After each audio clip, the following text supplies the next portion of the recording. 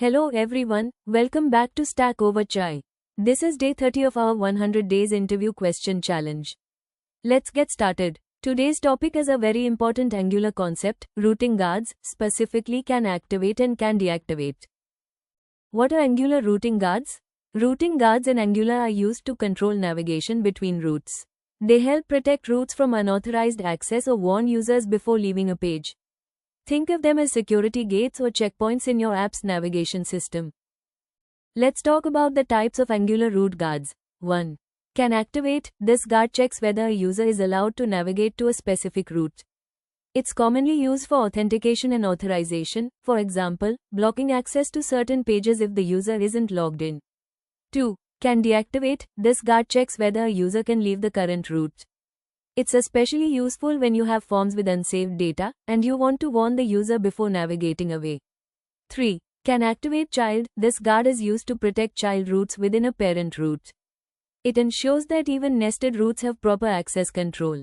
4. Can load. This guard prevents lazy loaded modules from being loaded if the user doesn't have permission. It's used to enhance both security and performance in Angular applications. 5. Resolve. This guard is used to fetch data before a route gets activated. It ensures that all the required information is loaded before the component is displayed to the user. In short, each guard in Angular plays a key role in controlling navigation and securing routes. Together, they make your application safer, faster, and more user-friendly. First, can activate guard. The can activate guard determines whether a route can be activated.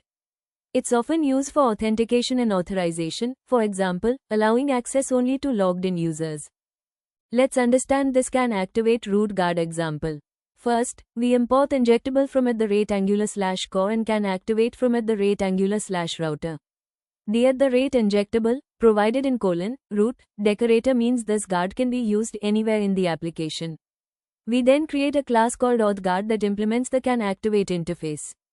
This means the class must define a method called canActivate, which decides whether the user can access a specific route. Inside canActivate, we simulate a login check using a variable, let logged in equals false.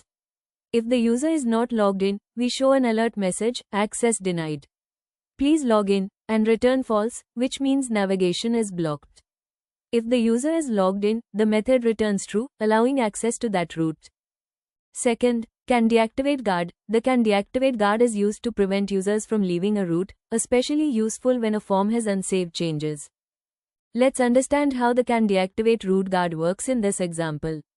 First, we import injectable from @Angular/core and can deactivate from @Angular/router. Then we define an interface called canComponentDeactivate. This interface ensures that any component using this guard will have a method named canDeactivate, which returns a boolean. Basically, it tells Angular whether it's safe to leave the page or not. Next, we create a class called unSavedChangesGuard that implements canDeactivate less than canComponentDeactivate greater than. This means the guard can work with any component that follows that interface. Inside the canDeactivate method, we call the component's canDeactivate method. If it returns true, navigation is allowed.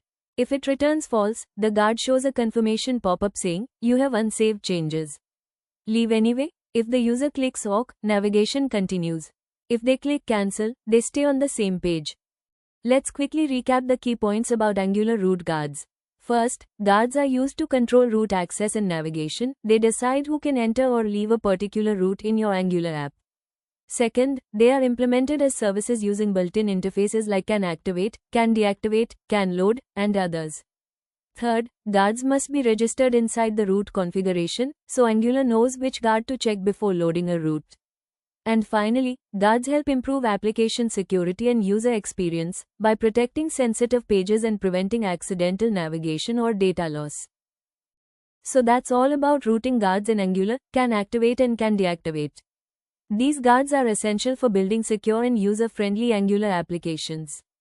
In the next video, day 31, we'll continue with another important interview question.